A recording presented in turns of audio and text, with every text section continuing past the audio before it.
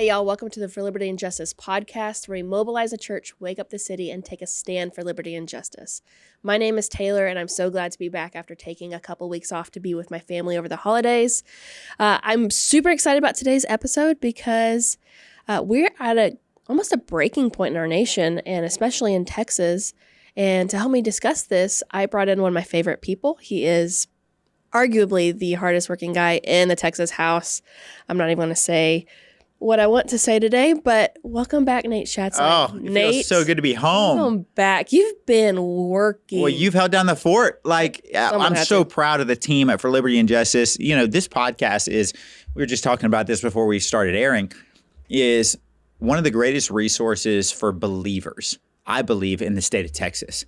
You've stewarded that so well. The whole team, Riley, who's back on the cameras right now. I think it's good to highlight these guys who jump in, you know, whether it be Riley, whether it be Asher, who jumps in here every once, Connor, who's over our activism team. We just have this amazing team that jumps in and keeps everything, you know, held down. Josh, with all of talking Constitution and really, you know, some of the most valuable things that we could be learning as believers is how to be truly civically engaged. And so I just want to challenge you, if you're watching this podcast and you haven't watched the last few weeks that have been posted when it comes to, you know, really resourcing Christians and believers on why we believe what we believe, why the Constitution is so important, why, you know, the difference. I was just listening as I was driving back from the Capitol the other day to the episode where Josh kind of explains the difference between the Constitution, the Declaration of Independence. It's so important. Yeah. That, you know, and most believers do not even grasp why we must learn this. So it's awesome. Foundation series. And I love that you brought up Josh. And I always try to take time to honor this guy. He's awesome. You know, a majority of our For Liberty and Justice team is unpaid. And I think it's a great example for others of we say what we want through the lens of Scripture. But at the same time, we do what we do because we're passionate about this and we want to rally the troops.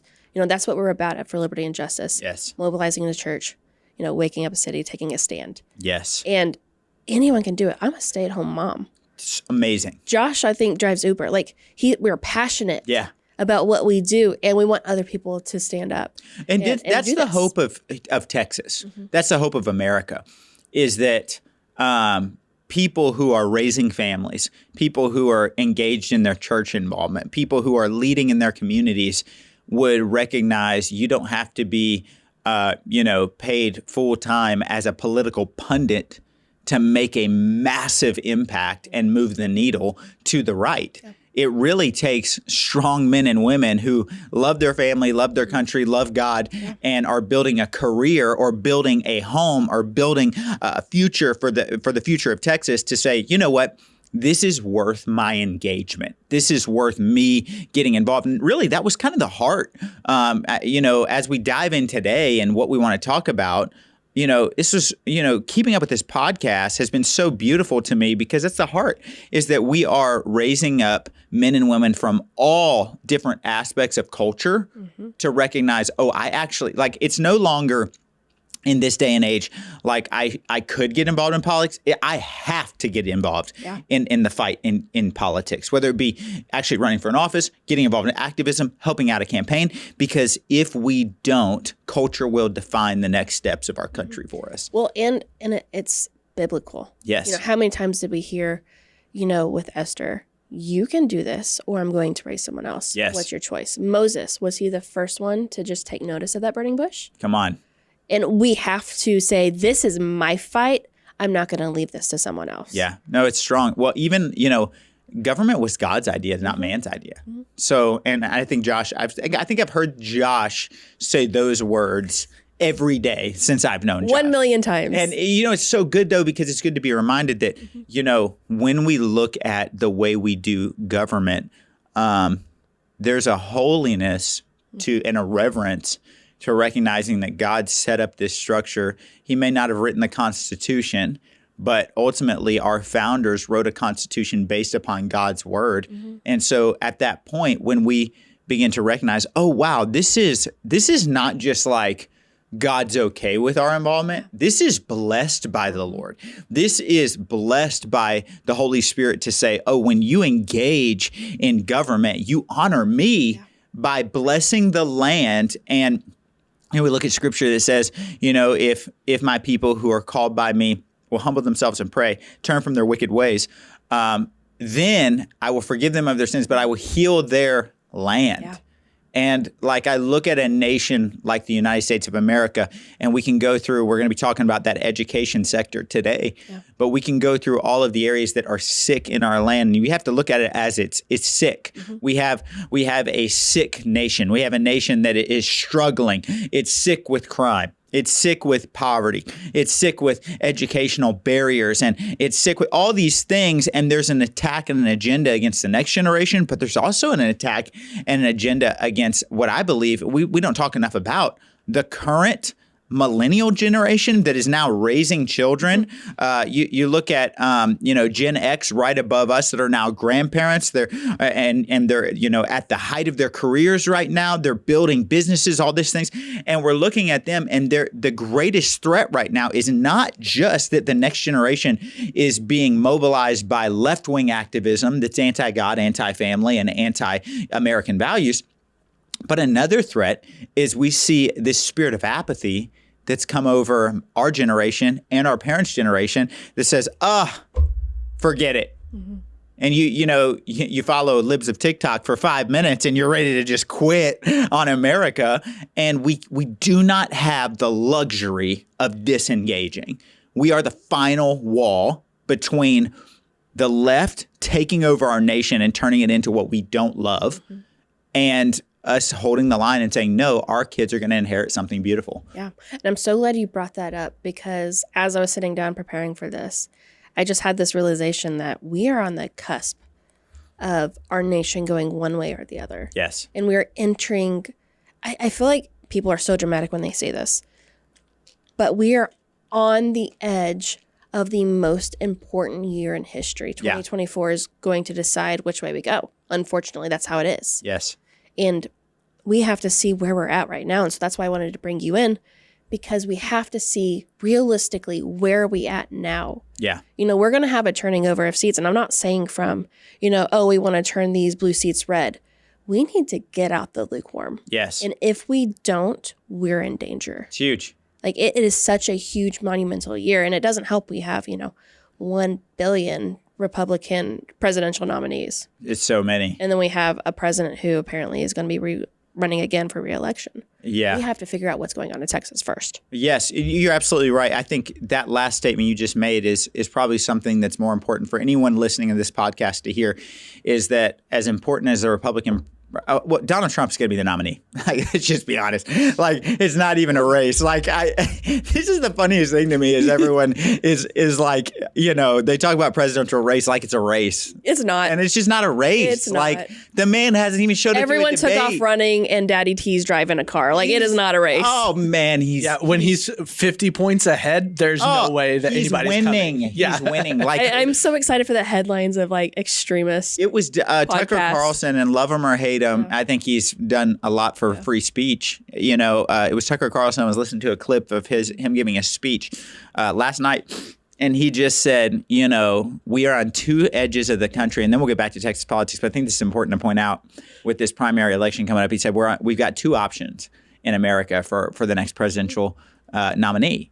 And that is, we could go with a guy who, and very sadly so, and I actually, in the same way that I think Tucker articulated this really well, I actually do not enjoy making fun of Joe Biden. Absolutely. I think he has dementia. I think that anyone who watches him giving a speech for any longer than 2 seconds can recognize that he's struggling mentally. And it's sad. Mm-hmm. It's sad. And the most egregious thing in the world is that this man, in my opinion, is not in the driver's seat of our nation. He is not running our country, which allows for a cabal of people to have their hand into what our nation does, unelected bureaucrats that are now running the nation, the greatest and most powerful nation in the history of the world. And so we look at a man who, as much as you want to criticize, and there's a lot to criticize, as much as you want to say, oh, how awful, how evil, and there's a lot to say that about, the man is not all there. So like we have to recognize that we have a choice in the general election that's going to be a man that's not all there, a man that you know isn't actually the voice of our nation. If SNL is commenting on his mental status, we're in danger. The left-wing media has given up on defending him, and now they're engaging with, well, it's better than fill in the blank. And when you get to a place where then you no longer are advocating for the merits of the nominee, and you're now advocating against the merits of the opponent, that's a dark place to be. Yeah. And so I would just say, like you've got, and Tucker said this so well. I keep referencing Tucker because, I mean, the man is just a free speech machine right now. But then he said, and then you have another guy who is literally, there's an attempt to charge him with all these federal crimes.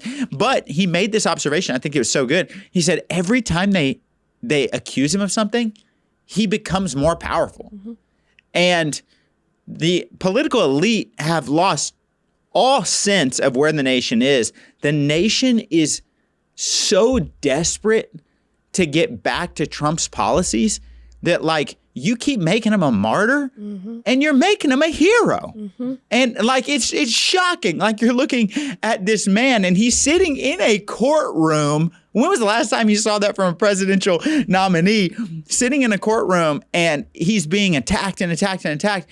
And there's never been a stronger base for him. So I always go back to, I look at, and I could say a lot of things about the other nominees. Ron DeSantis, I think, is the greatest governor in the United States of America. I think that he has led Florida into some of the greatest culture wars that we've seen in modern day political history, which is amazing. Like, I see him as he's declaring war on the sexualization of our kids. I see him as he's fighting for school choice legislation, which we're trying to get done in Texas. They led the way there, and they've done such a good job. I see him at lowering taxes and small job growth. I will say in Texas, we just got ranked #1 for small job growth. Absolutely. So yeah, huge shout out to Texas. But but now we look at, but you don't have a shot at winning. You still have a shot. Then you got a Nikki Haley who just wants to go to war. And you're just sitting there like, and she's really speaking what I believe to be to the donor class. I believe she's speaking to the boomer donor class that grew up in a neoconservative area or a neoconservative environment where, war, that military-industrial complex is just the way you were raised. We crave war, America, take over, change the whole world, rather than take care of our home borders. Send more money to Ukraine. Send the troops. Send everyone. Destroy any country that comes against. She said a line that I think was really dangerous. And she starts talking about Ukraine, and she says, if we don't fight back against Russia, I'm paraphrasing, in Ukraine, then we're next. And I just had this thought, we're not Ukraine. Yeah. Like, this is it's insanity to me. And so, that's not even a serious nominee. And I think the scariest part of what comes out of her mouth is she sounds like she has a backbone, but she doesn't. Her comments on abortion were weak. The most realistic option is this, or if we fully ban abortion, well, then that's just not the smart move and not the winning move. I don't care about the winning move. I care about the righteous move. No, you're right. And she's missing the boat, essentially. There's hills to die on. Yeah. That's one of them. So, like, the abortion issue is probably needs to be a whole nother podcast. We need to have our friends over at Texas Rights of Life to come on with us. We got to have that happen because I do believe, just from recent polling, that if we don't get our messaging right on that issue, we're going to lose down the ticket. We see what happens in Virginia with Glenn Youngkin and the Virginia House and them losing all those seats over there. And their resounding message. It's funny, when he ran for governor, he ran off of things like school choice, job growth. And then now the entire campaign over in Virginia was all about women's reproductive rights, was just killing babies, right? It was all about your right to have a convenient way to kill your child. And we lost the race. So we see a shift in America that must be changed, not by political power, not just political power, but really by a move of God. Yep. Like we need a move of God in America. But back to what's happening in Texas. Yeah. Over the next couple of weeks, we're going to dig in. I know it's holiday season, but I feel like there's no better time to decompress and talk. I mean, I got to talk through this stuff. We just got out of our, we're still in it, technically, 4th special session. What's the record? This is the record. Okay, cool. 5 sessions in a year. Okay. So 1 regular, 4 specials. My first term in office, we have broken the record for most sessions in Texas history in one year. And I will tell you, it's an honor to serve. At this point, I'm just ready to be home with my family and enjoy this podcast. I'm not going to talk about it much, but as I was driving over here and I was thinking about it, I think now's a perfect moment to honor Adrienne, your wife. She's incredible. An absolute rock star, holding down the fort. Y'all are in a busy season. She's building a business. We have 3 kids. One of them's 1 year old. I got kids that never stop playing sports. They're engaged and involved in church. She shows up to political events. She's just featured in a magazine as top 2% or top 1% realtor in DFW. She's amazing. One of my dearest friends, she literally called me on your way over here. She's like, "What are you doing?" And I'm like, "Getting ready for your podcast." She goes, "Oh," and I'm like, "What?" She's incredible. Yeah. It's so funny is that, I look at the other legislators, especially in Texas, and this is really for anyone who's ever thinking about running for office. And I have this group chat with, a few legislators that we're considered the rebellious ones, and I use that in the most positive sense of the word. We rebel against the establishment, not against God, like most. 4 horsemen of the apocalypse. Yeah, right. The 4 horsemen. And so, but I look at, I was telling our group chat, and I just sent something. We were all getting attacked on social media, which is nothing new to us. At this point, you got to have a group chat where you can just laugh about the things that everyone else is doing. We're getting attacked for our stances on pretty strong stances on border security and COVID Vaccine Freedom Act and school choice. And I just texted him a picture of me and my wife, and I just said, "Hey, just remember, we might not be best friends with the lobby or the establishment, but our wives still love us." Mm-hmm. And they were all like, "That's the truth," we were kind of laughing about it. And if we could define success coming out of this session goes for politicians. A good friend of mine is about to run for Congress, in TX26 up north, for everyone running for state rep, for local guys. If we could define success for men and women that are running for office, it's making sure that your office does not corrupt your first ministry, which is your home. Yeah. And so it's been a really special season. I feel like God's kind of trusted us to be able to not be perfect, but to write the code on how to honor family in the midst of serving your country in a political role. And so it's been fun. But back to the fight, looking at what we did and didn't get done, we did accomplish some significant things in this special session and hopefully the final special session. But the one thing that we could not get across the line was school choice, parental empowerment, education freedom, whatever you want to call it, ESAs. Some people call them vouchers. Mm-hmm. We couldn't get it across the line. And for those that are maybe watching today, I want to kind of dig in, and I want you to push back too, because you are a mom. I am. And the audience that needs to hear this is moms and dads that care about their kids, which I think is probably most of our audience. Well, I want to say that I am shocked that something that is such an equalizer has the potential to level the playing field in a world where the past 3 years we've been demanding equality and equity. Yeah. It keeps on getting fumbled. It's so funny. It's so heavily opposed. Well, what's crazy is before we even get into the case for school choice, and school choice is the buzzword, right? Just for basic educational purposes, anyone watching right now that maybe doesn't understand, there are many different forms of school choice. Yeah. Different states do it differently. In Texas, we did it a different way than in Arizona would do, or even that a Florida did. And we did that because, every state has different environmental factors within the district that keep them from getting it across the finish line. And, in the Texas Senate, they've passed school choice. I think it's 4 times now. And we fumbled it every time in the House.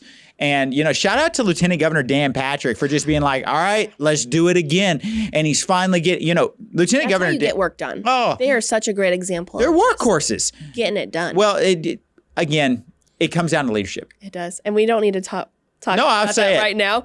But ultimately, we should eventually we'll dig in. Just rip it wide open. The Lieutenant Governor, I'll just say this, is one of the greatest leaders in Texas politics today at setting an agenda and not bending before it gets done. He's awesome. Yeah. And the Texas Senate, again, the Republicans in that caucus, the Republicans in that body, they follow his lead. I mean, it's a well-oiled machine. So they passed it for now. I guess it would be 4 times. We have fumbled it in the Texas House. We got the closest last week, or a couple weeks ago at this point.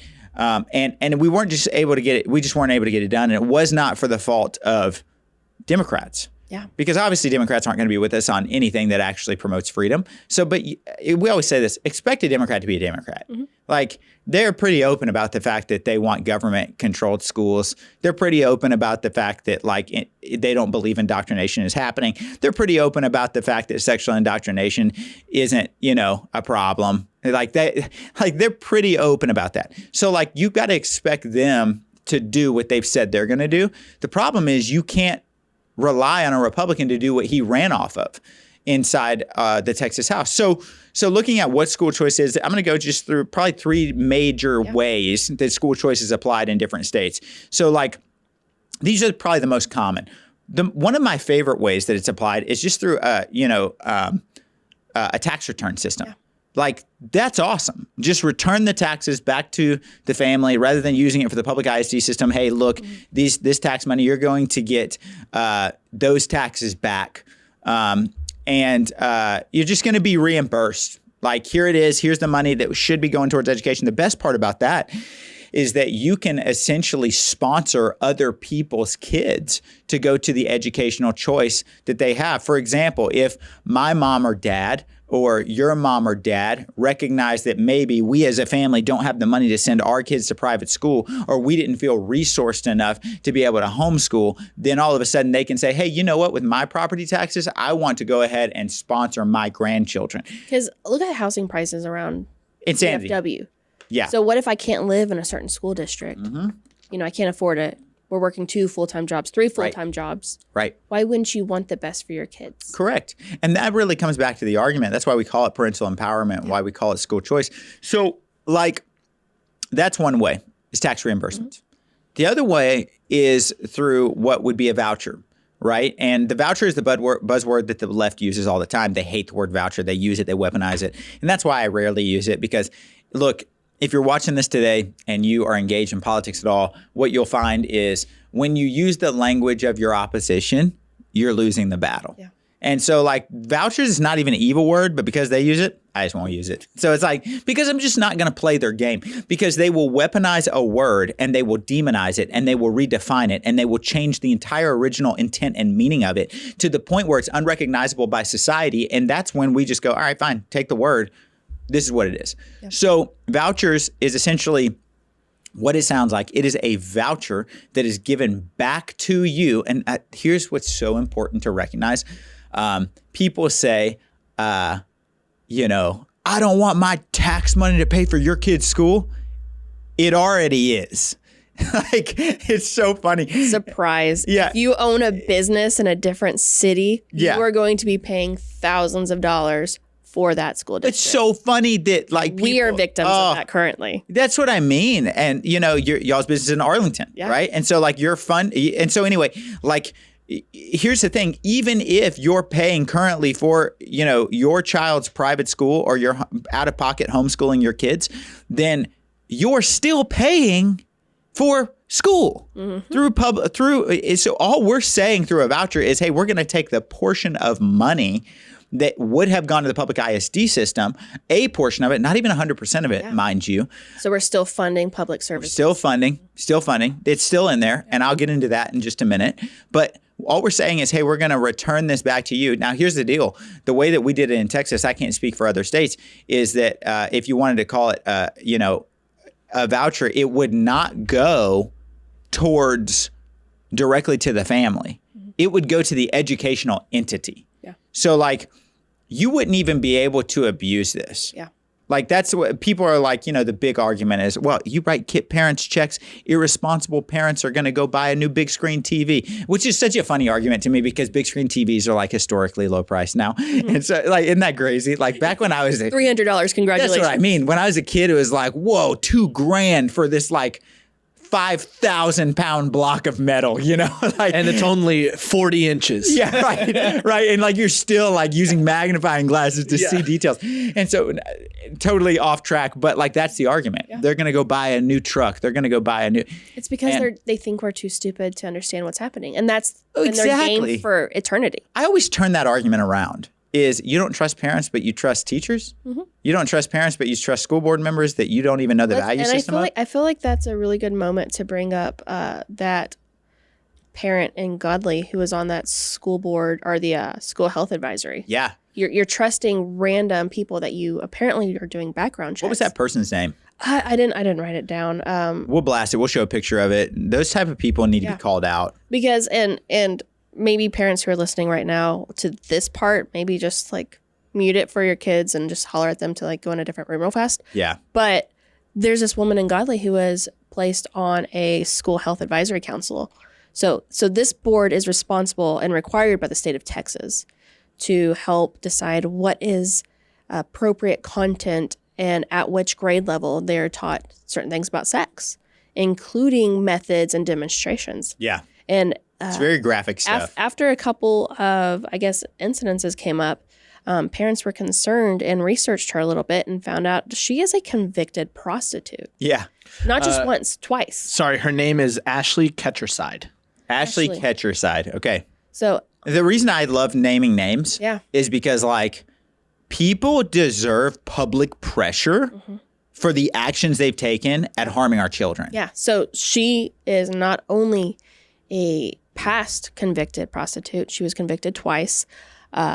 She is an active and current escort. I think her website is still active. That right there is probably the most important thing because do we believe in redemption? Absolutely. For sure. Anything can happen. Yeah. I mean, the Lord has gotten a hold of so many people, me included, turned my life around, and it is possible for her. But currently, she is still an escort.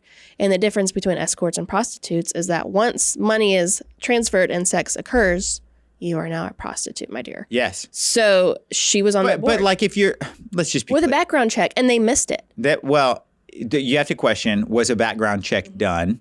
The other thing, which I think is more egregious, was a background check done and ignored? Yeah. Because that, for me, goes beyond negligence, and now we're looking at intent. Mm-hmm. You're intentionally sexualizing our kids. So we're now looking at a woman who, hear me out on this. So while I believe in total redemption, I also believe in caution. Mm-hmm. So like at the end of the day, right, if I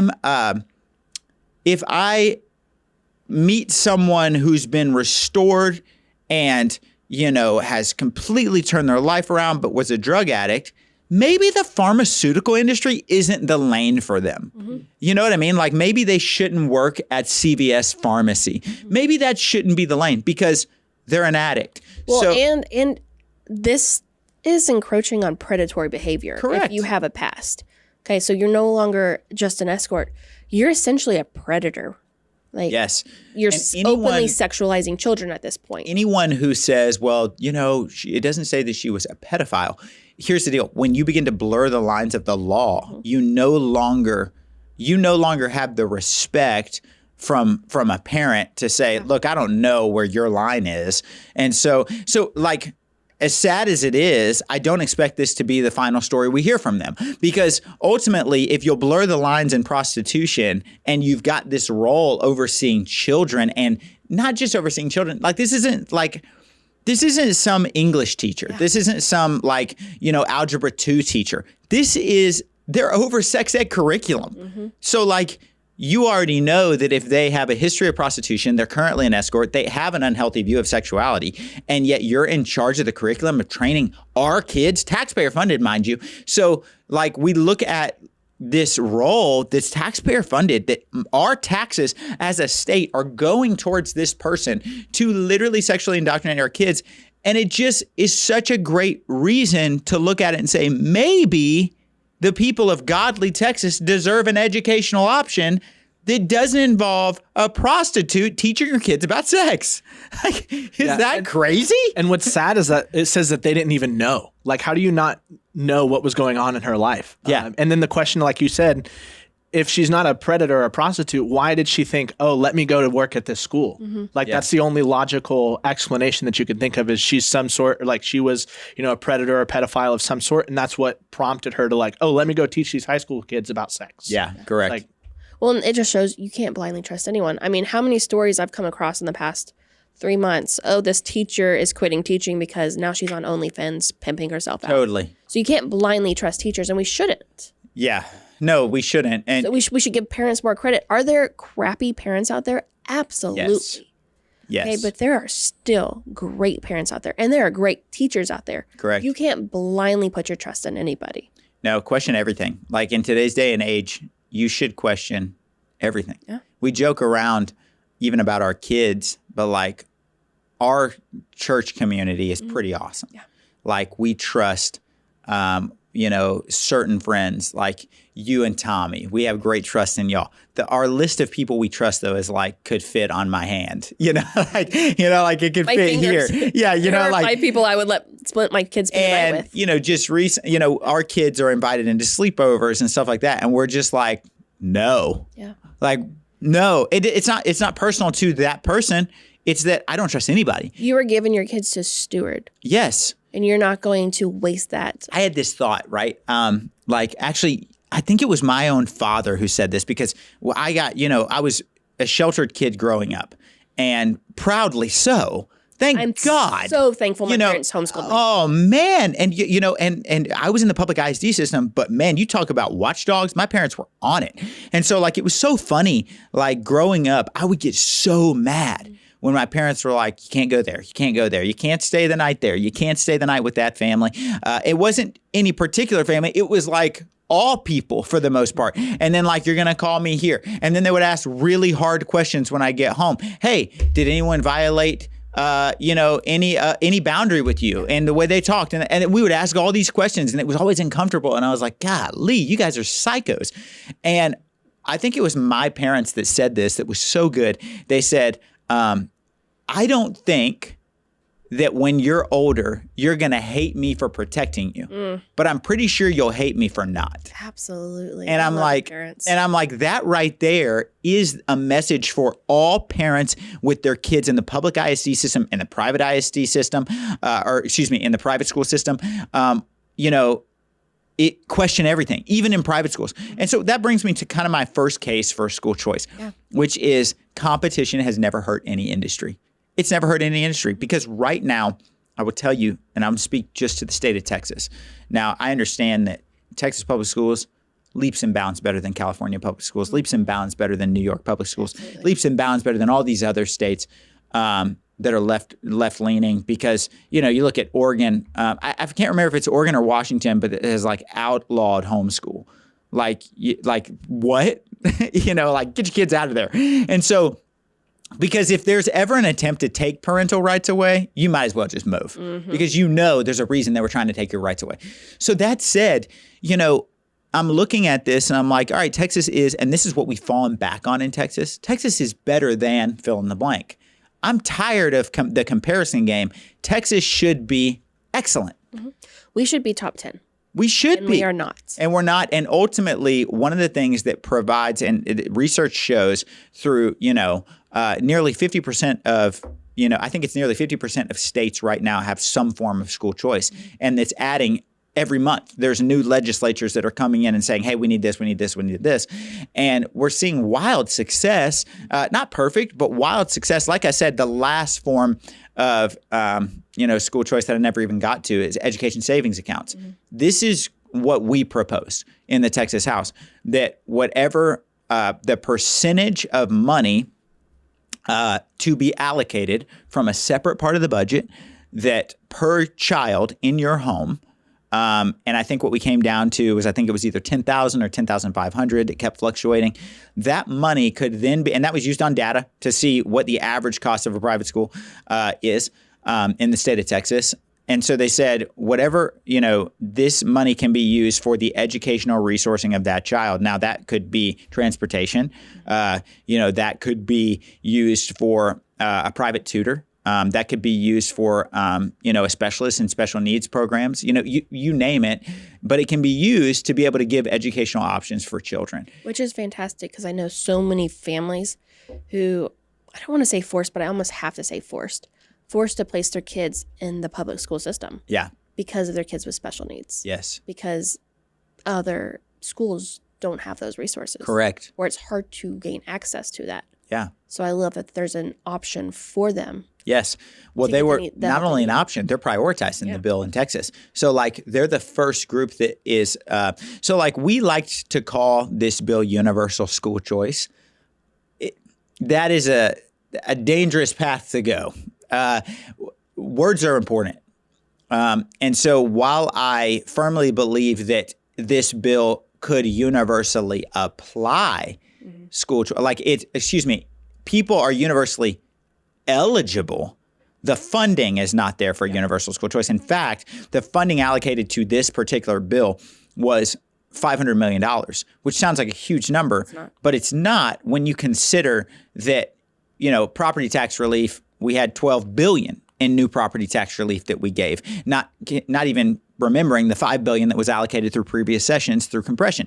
So we're talking about a massive budget. We're talking about a state legislature that passed a bill to give rural Texans internet using $5 billion of our taxpayer funds, which is insanity considering the fact that Elon is creating, I think it's Starlink, that's going to totally eliminate the need for this. So $500 million, that's right there 5% of what we used on rural Wi-Fi. Yeah. Okay, so it's not that much, and it will only make up for less than 1% of Texas students. So this is not universally applied, but it is universally eligible if the funding were to be followed, which is why we were willing to work with that number, because at some point in legislative process, you've got to be willing to take interval wins, and this was an interval win. So this bill essentially was an ESA program that said, hey, we're going to prioritize 3 groups first before the general population.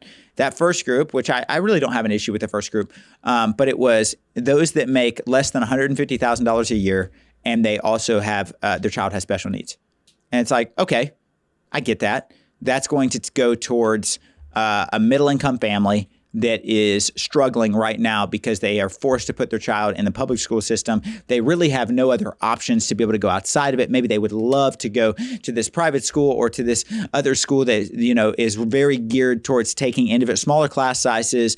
And this money can go towards making sure that they have the aid that they need. They're making sure that they have, if they're having to drive an hour to a school that actually can fit their needs, this can go towards their transportation costs, their special tutoring, And so we're like, great. The second tier, which I did have an issue with, was this now goes, the prioritization of these ESAs would go towards students who, I don't want to mess this up. I believe you have 2 or more children, and could have been 3 or more children, and you make less than $55,000 a year.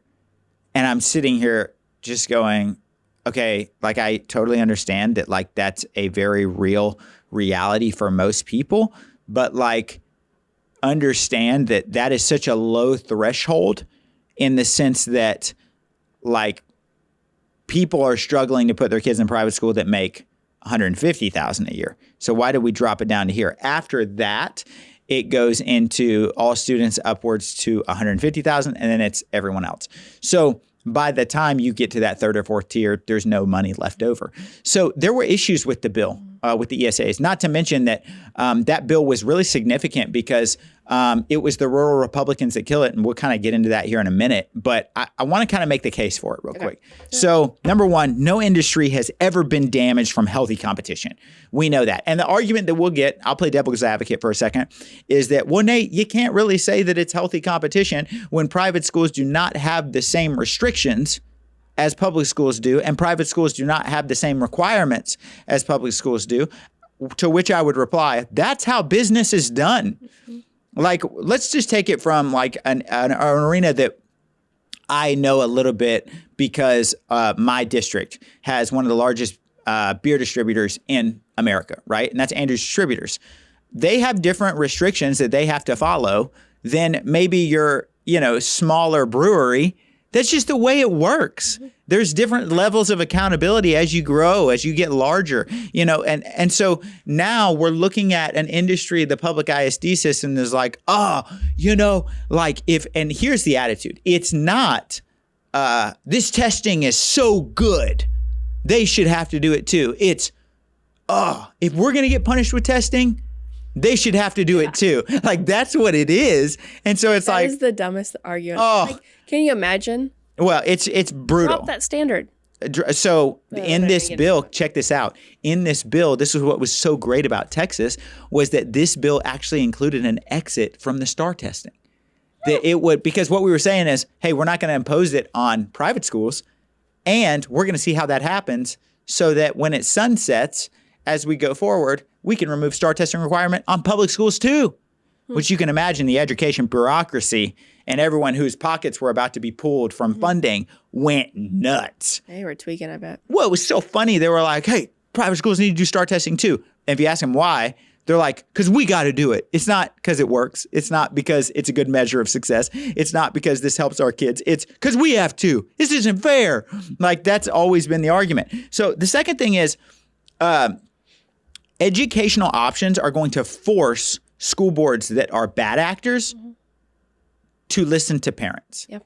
So like, if you ever go to if you're in Texas and you go to a Keller ISD board meeting or you go to a Carroll ISD board meeting, they're awesome. Yeah. Like, those school board members are incredible. They listen to parents. They respond. They don't take nonsense. Don't get me wrong. Like, they're not going to, if you're up trying to trans kids, they're not going to be like, I hear you, you're seen, you're heard, because it's dumb. Yeah. Like, you're trying to cut healthy body parts off of children. So like, they don't take the crap, but what they will do is, hey, you know what? Let's have a conversation about that. We hear you, parent. Like, when I reached out to Keller, like, before I had relationship and before we flipped that school board, even then they were like, all right, the superintendent's going to reach out to you. And they did. And they're like, hey, can we answer your questions? When you go to Fort Worth ISD board meeting, they don't even look at you while you're talking in public comment. So like, what this does is all of a sudden you have incredible private schools. Mercy Culture Preparatory Academy. You've got Fort Worth Country Day. You've got All Saints, Episcopal. You've got all these private schools that I would bet my life have better educational outcomes than the public school ISD system in Fort Worth. And you have this cabal of education in Fort Worth where they know, hey, we have a monopoly. There's nothing you can do. You're trapped. So we're going to continue to fail, and there's absolutely nothing you can do about it. When you give educational options, that school board now has to consider the voice of the parent, not the voice of the government. Can I compare this in a different field that's not education? Yeah. Okay, so imagine if you had a local hospital, and I know this because I've seen them. I was an ICU nurse for years before I had kids. If you had an underperforming hospital who people routinely either A, didn't want to go to because they didn't want to die, or you had multiple people showing up there and then just dying, they would, I hate to say this, hospitals are businesses. Yeah. They don't care about your health. Sure. They care about your money. 100%. But then you had a different hospital 15 minutes away who had the best outcomes for any heart procedure, any surgical procedure. You would go there. Yeah. Okay. And that in turn would force that hospital who was underperforming to improve. Yeah. You would see a turnover of their board of directors. You would see a turnover of their CEOs. You would see a turnover of their medical directors. Yeah. You would see a turnover of the nursing. Correct. Okay, if you were to just throw more money at the nurses, you would not see an improvement on the outcomes. 100%. You would have to completely redo it from the top to the bottom. You're absolutely right. So this is what we need in schools. We don't need to just throw more money at teachers. They don't get paid enough. Let's just admit that. They don't get paid enough. But throwing more money is not at them. Is not going to solve the issue. Here's why it's so great. great. We need competition. Here's why it's so great. This bill that we had in the Texas House would have provided for one of the largest increases in the basic allotment per And it was student. not the Republicans who voted against it. Correct. In fact, I got on the microphone, and we can actually show that clip. I'm going to get this clip to y'all to show of me on the microphone. But before you watch this clip, what we're really talking about is there was an amendment that was put on the bill. This is how it died, and we'll dig in a little bit. I know I'm going long, but this is important. People need to hear this. So there was an amendment that was thrown on the bill that, now, hear me on this. The way that this bill was written is it was an increase in basic allotment. Let me just go through it real quick. I was going to say, you can, while you talk about it, you can airdrop it to my computer and I can put it up. No, it's okay. We'll throw it on. But HB1, so the ESA would have been 75% for each kid that accessed it of the amount of funding per student in average daily attendance. So it's 75% of what a public school would have got. Do I want 100? Yeah. But we were going to get 75%. Okay. It would have increased $540 per student in the state of Texas for the basic allotment that's handed to kids. That's massive. Like billions we're talking over the next biennium. Okay. It also would have increased $42,000 to each district to pay teacher residents. So we're looking at this $540 that's going to be split up between all the educational needs and teacher salary increases. This was historic. This was huge. Yeah. This was massive, and in the same bill, we said, hey, also, we're going to have educational options. Get this. Now, this is the most important part, is that ESAs did not defund public ed. So there were two elements. Number one, there was something called a 95% funding floor, meaning this. In order to keep the argument away that we would be defunding pub ed, because the argument that the left uses is oh, there's going to be a mass exodus of public schools, which is ironic, right? Because they're our public schools are great, but you can't simultaneously say our public schools are great and also no one wants to be there. That's the funniest thing to me is that's the argument they use on the back mic is oh, you're going to defund everyone. And our question would be, why? Mm-hmm. Why are they defunded? Answer that question. Yeah. Why would they lose money? It's because parents would pull their kids. Well, yeah. And that means they're not doing a good job. And do you know who's not threatened by this? Great school boards. Yeah. Because they're our parents love our schools. Great. That's awesome. This doesn't affect you at all then. And so here we go. We're looking at, there's a 95% funding floor. So what we did, just to make it easier, is we just said, you know what? We're going to put into the law that so that you don't feel like you're being defunded, you could be the worst performing public school in the state of Texas. You could have reading rates below the 10% margin, which is so sad. You could have fights and disciplinary issues like you've never seen. You could have all the things that are wrong with public ed. You could have scandals. Now, you should be investigated for that. You could be in Godly ISD and have this woman who's a prostitute who literally is, approving sex ed curriculum. And yet this 95% funding floor says you can only lose enough funding for 5% of your students each year. Meaning that whole year, if you lost 20% of your kids to ESAs, which would never happen because we don't have the money allocated for it, which is just crazy. If you lost 20% of your students, you're still going to get funding for 15% of them. Mm-hmm. So we've already eliminated the argument. We're not going to defund public schools because we don't want to defund public schools. We want to incentivize them to be better.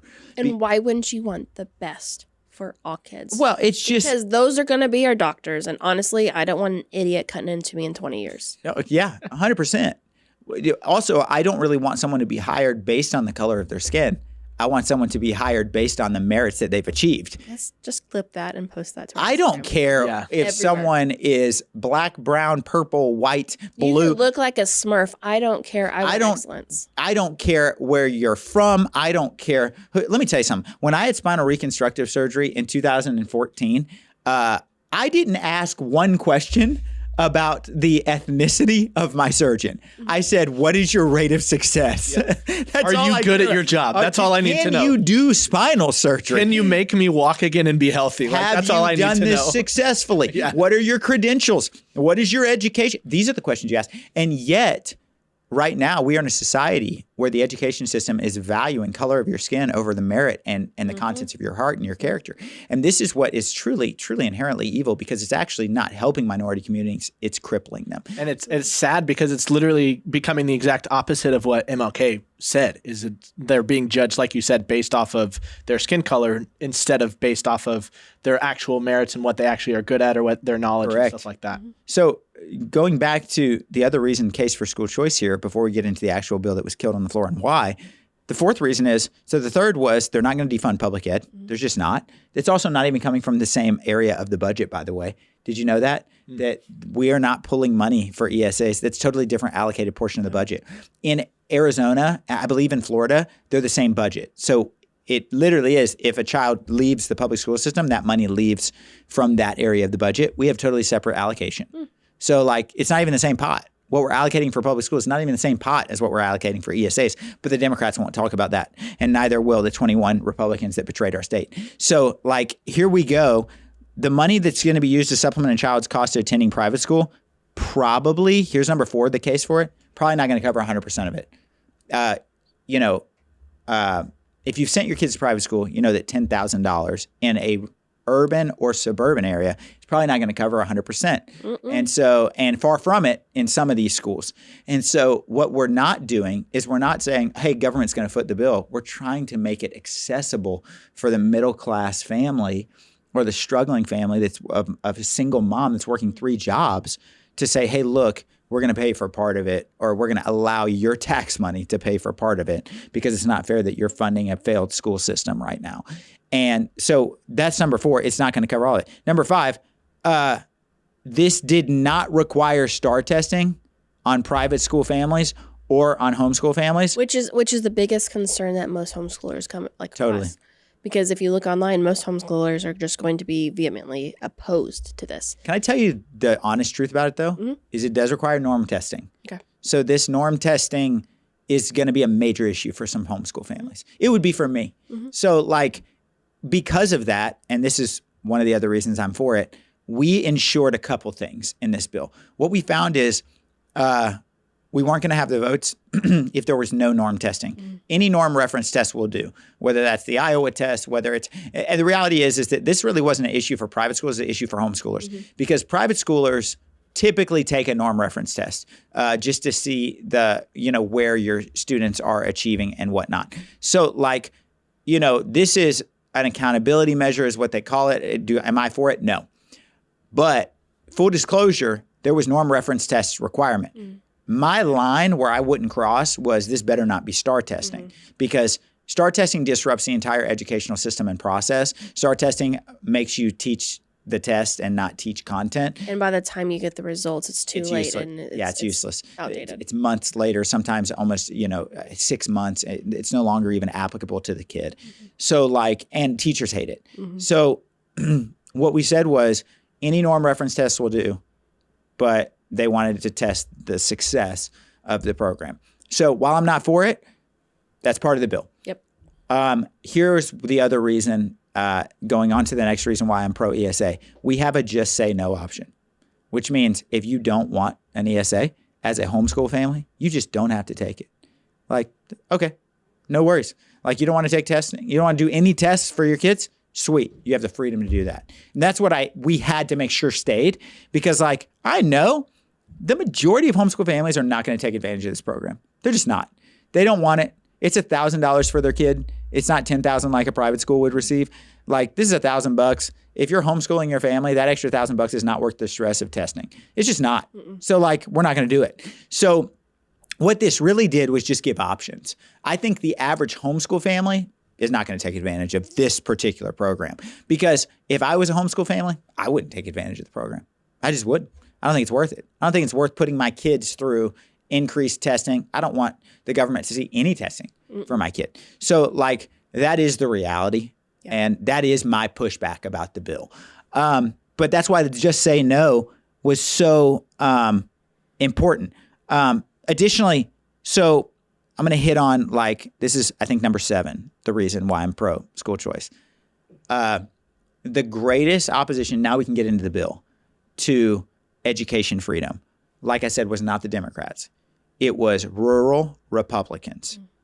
21 of them. Not all rural Republicans. Some rural Republicans got on board. And they said, you know what, we can see the merits. We understand. Let's take Matt Schaefer, for example. He's in Tyler. It's it's rural. Mm-hmm. And the argument was great is when talking with him back and forth during the regular session, we were just discussing, and rural Republicans don't like this. Let me give you 3 reasons. Number 1, many of them are endorsed by the teachers' unions.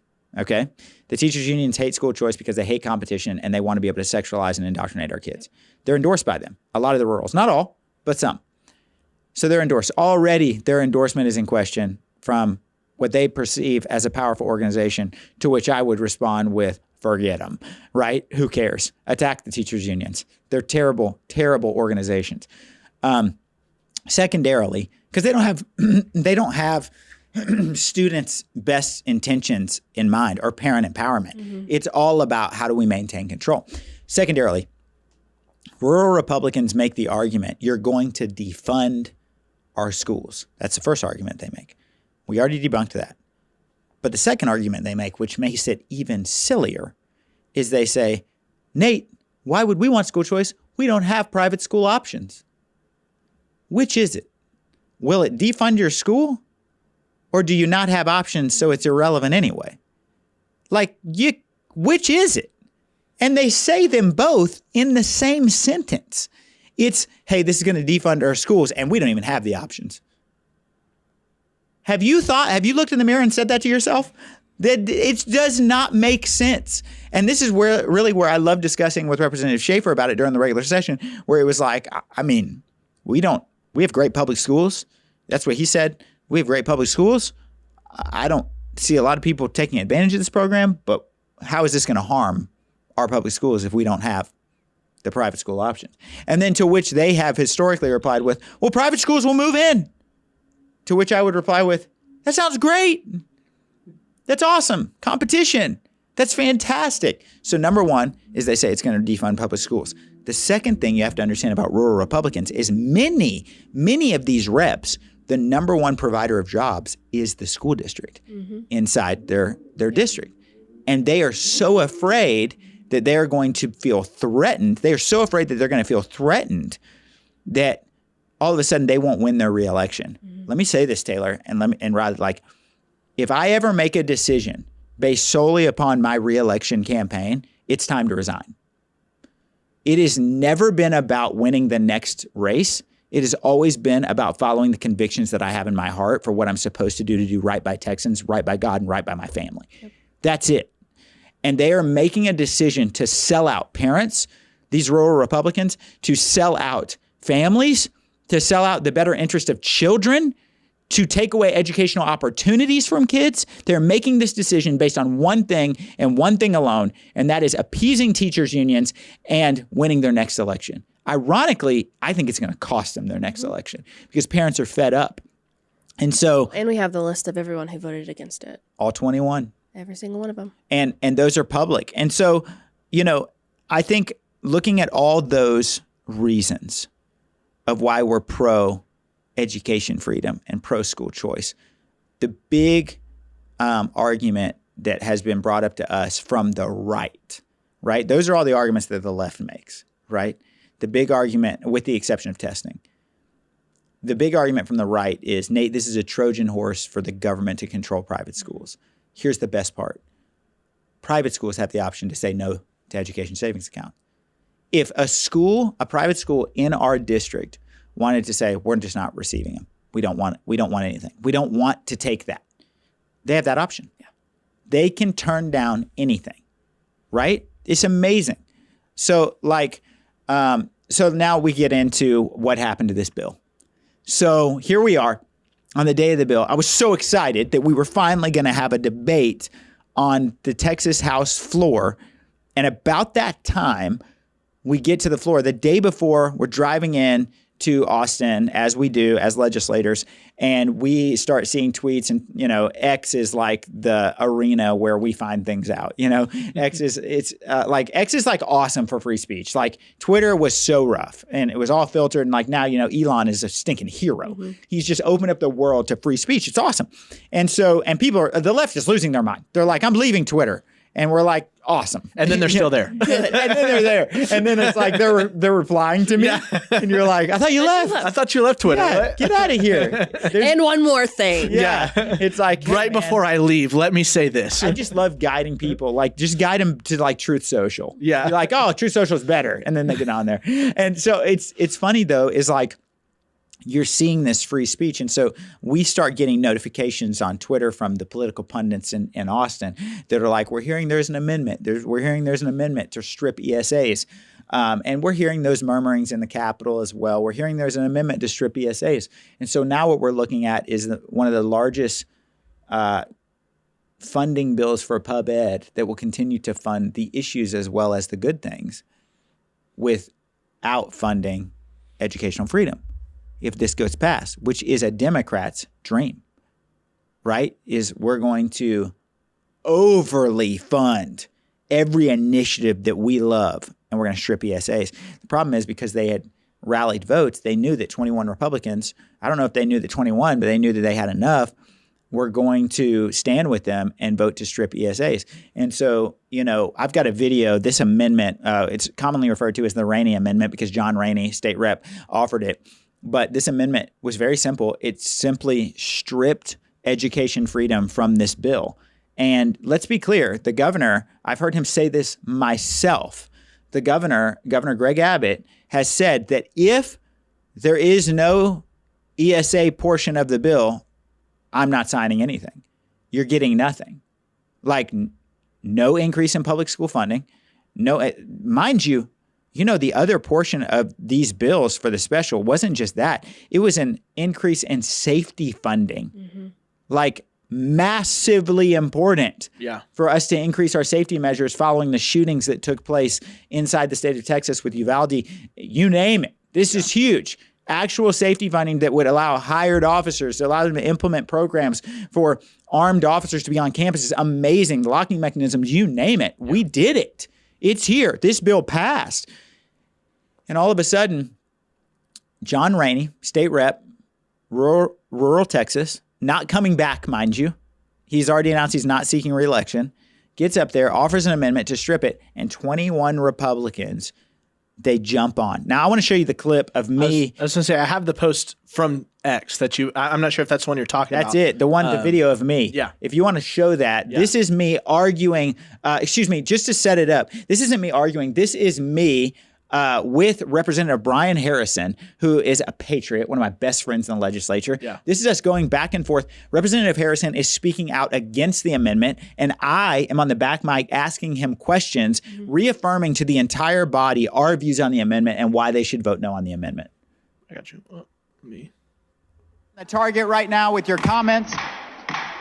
Is it true that 58% of Texas voters, both R's, D's, and independents, support a school choice program in the state of Texas? Poll after poll after poll make it unambiguously clear that an overwhelming majority of Texas and especially Texas parents want the chance to take their unique, beautiful, and individual child and put them in the education setting that is best for that child. Absolutely. And is it true that 77% of Republican voters have said they support a school choice program in the state of Texas to give education freedom to their children? It's true. And in fact, when this was put on the Republican primary ballot 2 years ago, 87% of Republican primary voters across the state supported this. And in fact, in the 10 most rural counties, when that was put on the ballot, not one of the 10 most rural counties in Texas supported school choice by less than 80%. Representative Harrison, do you find it ironic that the discussion that was at this back mic was based upon fiscal conservatism when in fact we will only be funding ESAs for less than 1% of Texas students? Bizarre. Yeah, well, when I said this was the most anti-parent and anti-student amendment, I believe that, but I also believe this, this might be the least fiscally conservative amendment ever put on the floor of the Texas House. And I'll tell you why. Think about this. We are spending, as a state of Texas, I wish I had that big education coach here with me. We're spending almost $17,000 per kid in the state of Texas to get results, and this is shocking and horrifying, to where not even 1 out of every 4 Texas students are proficient in math and reading. What we're offering is just a fraction of that to parents. $10,000 to say, hey, send this to the school of my choosing, best for my kid. This is fiscally conservative. So is it safe to say that everyone in this room who votes against or votes for this amendment is essentially saying they're okay with public school increase in funding and teacher salary increases going to the toilet because this will not take place? I'm glad you asked that because there's so much misinformation about what this is trying to do. Let me be very clear and tell the truth about this. The opponents of school choice in Texas are willing to hold hostage parents. They are willing to hold hostage teacher pay increases. They are willing to hold hostage increases in the basic allotment that you all say you want. And for what? To deprive parents from being in control of their kids' education. Well, that's great. I believe this amendment is anti-freedom, anti-parental empowerment, and anti-Texas. Thanks so much. So we see that clip of us fighting on the floor, but there's one thing I want to really point out, and it's the last part, which is where I just said, so just to be clear, I said this in front of the entire body. Now, if you're ever on the Texas House floor, what you realize is it's not really like a courtroom. It's more like, New York Stock Exchange. I mean, it's wild out there. It sounded like it. It is crazy. You can't hear anything, but we were loud, to the point where we're settled down, listen. And I said, is it clear? And we said this 2 different times. I said, would it be safe to say that voting yes on this amendment to strip ESAs is saying I don't want an increase in the basic allotment? That's all the Democrats voted for that. And the Republicans. I don't want teacher salary increases. I don't value teachers, which is so funny because they accuse us of that. Mm-hmm. I don't want increase in school safety funding. I don't want any of this. Even though I voted for it, I'm willing to kill all that just to not give parents the power to choose the school. What it sounds like is that certain people got a pretty hefty retirement bonus for their votes. It's so interesting, right? I wish there was a way to audit that because, I don't know. I'm sitting here going, I don't think I've ever received $1 from a donor for school choice. Yeah. I just haven't. I'm sure there are like-minded individuals that have donated to my campaign that are pro-school choice. That's not what I'm saying. But I've never received money from a pro-school choice PAC. I don't think. I have to go back and look, but I don't think that's been a thing. And so this is all about parental empowerment. And so, I'll kind of close on this, and that is we then followed up with John Rainey, the author of that amendment. Someone got on the back mic and said, are you aware, just to be as clear as day, are you aware that if this amendment goes on to the bill, it will essentially kill the bill because the governor will not sign it? Mm-hmm. And he goes, yes, I am aware. So he wants his legacy in the Texas House to be killing the most historic pro-student bill in the state of Texas. Most historic pro-student. That is his legacy. Most historic pro-family, most historic pro-freedom, education freedom. This is the actual answer to getting sexual indoctrination out of our kids' classrooms. And that's going to be probably the last time he's on the mic in the Texas House because he's not running for re-election. I can't even imagine. Shameful. Absolutely shameful. So that brings us to really where we've gotten is we're heading into primary season. Mm-hmm. And it's going to be fun. Currently, I do not have a primary opponent. I don't believe that I'll have one, which is awesome. House District 93 has been so good to me of allowing me and trusting me to go fight for the freedoms that they've sent me to fight for. It's been a long 11 months of fighting. But ultimately, what I found is that your district will love you if you do what you said you were going to do. It's amazing. We just want honesty and integrity. It's unreal. And so, we look at this undermining immediately after that vote on that amendment, or I shouldn't say immediately, a couple of days later, the governor came out and endorsed all of us that voted against that amendment because this is, and to his credit, the number one focus of the governor right now is providing educational choices to our kids. I think it's honorable. Ted Cruz said it best. He said, this is the civil rights issue of our day. Yeah. like for us to be able to give the correct educational options to all parents. And so the governor has come out and endorsed us. Ted Cruz is coming out. The governor's now threatening if you are against it, he's endorsing against you. He did that for the first time. He endorsed against Hugh Shine, current rural Republican who voted for that amendment. I actually believe that Hugh was signed on to that amendment. And he voted for Hillary Hicklin because she's pro-school choice, conservative, who came and advocated for the Reader Act, which got sexually explicit books out of school libraries during this last session. So we're looking at a shift in Texas politics, but here's what we need. This is the action step for everyone listening. We need you to get actively engaged in the primaries and find out, did your rep in Texas vote for school choice, for education freedom, for parental empowerment, for the greatest bill to ever exist to come in to the Texas House and actually get a conversation on the floor that would have allowed for parents to choose education freedom, could have been expanded upon in future sessions, could have been reallocated to families that maybe had a higher income in future sessions, and it was squashed and squandered. Was that one of your reps? Was your rep one of the 21 who betrayed Texas and our values? Or were they one of the ones that stood with us? And so I think the action step is find out who was the rep that represents you. Did they fully represent you? And if not, let's go support who's running against them. And I think this is perfect because it brings us back to the beginning of the episode where I said, it's not enough to flip blue seats red. Correct. We have to flip the lukewarm. And the season of the lukewarm is over. That's what got us here to this point in America.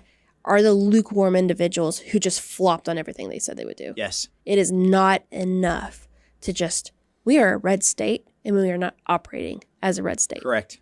So we have to actually get involved, take notice of what's happening, make a difference. That's right. So as always, it's so much fun talking with you. I never know where it's going to go, honestly. Having fun. But it's just a fun conversation to have. So Nate, thank you so much for everything you've done. Good luck with this next session. Let's get it. Good luck going into election season. And before you close us out, I just want to say, if you're not subscribed to the podcast, you should subscribe. We've got some crazy content coming at you. We've already had great content this season. Mm-hmm. It's only getting better. And we're gonna be having, essentially the 4 horsemen of the rebellion coming in. Yeah, as many as we can get. Let's just bring them all in. Yeah, you should know, we're dedicated to giving you the voices of Texas House. And eventually, Texas Senate, some maybe some statewide in the future that come in that will actually tell you the truth. That's our litmus test: is will you tell the truth about what happens in the Texas Capitol? Which is I love, and that's why I honor you and all of those guys who work so hard. And super proud of what you're doing. You're standing by what you said you were going to do, and I just honor you for that. Special thanks to our production team, Riley. You're awesome. Lily, who edits this, you're incredible, and I'm so blessed to have y'all on my team. I want to thank our listeners who have just gone above and beyond when it comes to donating and just allowing us to do what we are doing. Each and every one of you. How can they donate? For libertyandjustice.us. Yeah. And they can become partners with us. Yeah. And we love what y'all are doing. It's one thing to say, oh, I listen to these people, I subscribe to these people. But it's another to say, I love what they're saying, and I'm going to go above and beyond, and I'm going to donate so they can continue to be the voice of truth in a nation of darkness. Yes. And so they can be this light. So we honor you guys. Thank you so much. Make sure you're following us on all the socials. We are on X now. We are on Instagram. We're on Facebook. Never miss a moment. We'll have information about upcoming rallies or other opportunities to get plugged in, as well as I believe we're going to start doing prayer points about how to pray for a nation. Love it. And so, once again, my name is Taylor. This is the For Liberty and Justice podcast where we mobilize the church, wake up the city, and take a stand for liberty and justice. See y'all next time.